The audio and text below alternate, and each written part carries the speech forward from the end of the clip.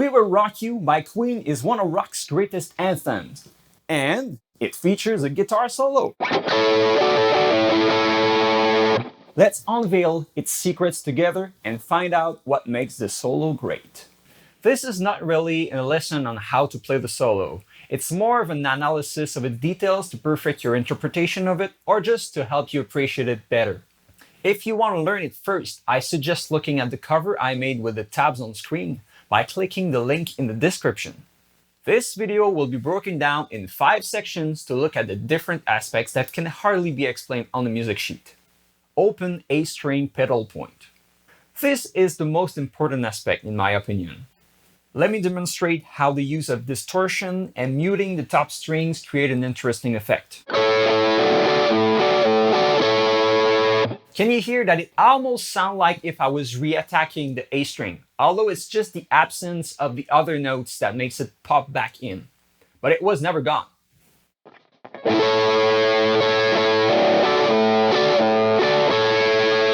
When I remove the pressure from the top strings, it really feels like I'm re-attacking the A string, but I'm not. Also, this is the only section of the solo where the A string is not ringing. To be honest, it's also way easier to play it like this. And take note that the first bend is played on time, and the second one is a grace note.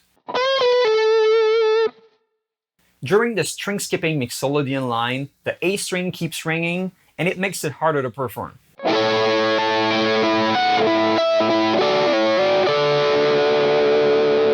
This is probably the hardest part of the solo, although it's not that complicated. I decided to indicate where the A string is ringing or not by putting it on a different voice in the notation, like here for instance. You can see that the note is ringing over here, but it becomes silent over there. You just have to look at the rhythm for the second voice. Tone. There's a modulation effect on the track. Probably a phaser, as we can hear a when listening to the isolated track.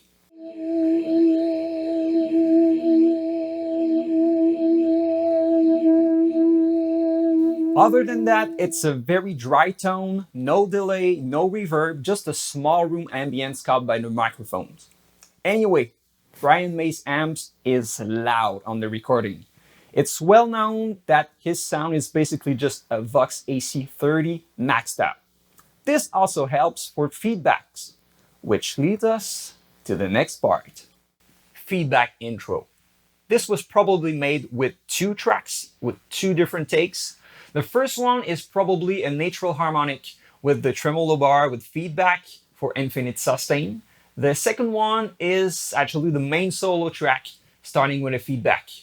Let's listen to the part I'm talking about in the isolated track.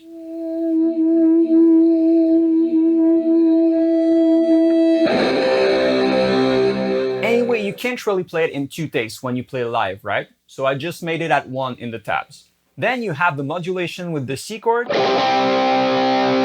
which is sort of a pivot chord between the first key of E minor and the new key of A major. This makes the solo feel like a very different section. Freddie Mercury even says, "All right," during the C chord.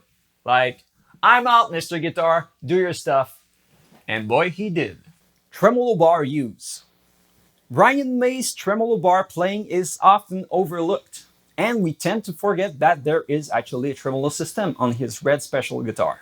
In the solo, most held chords are vibed with the tremolo bar like this.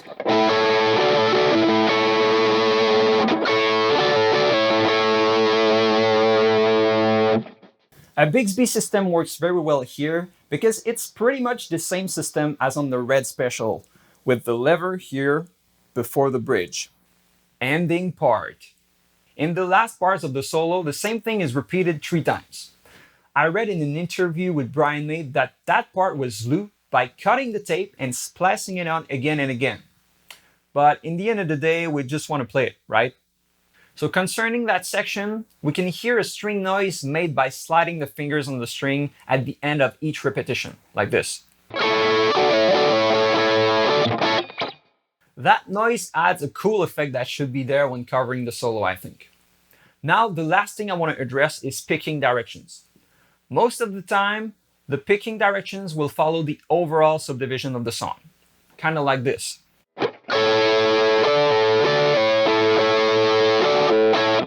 But in the ending part, I believe the picking directions get changed to follow the accent.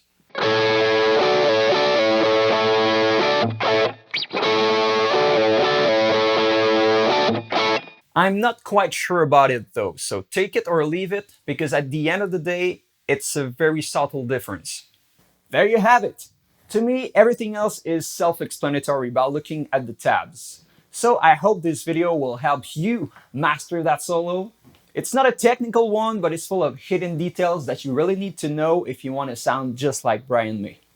So if you're learning the solo, subscribe and go watch my cover with tabs over here.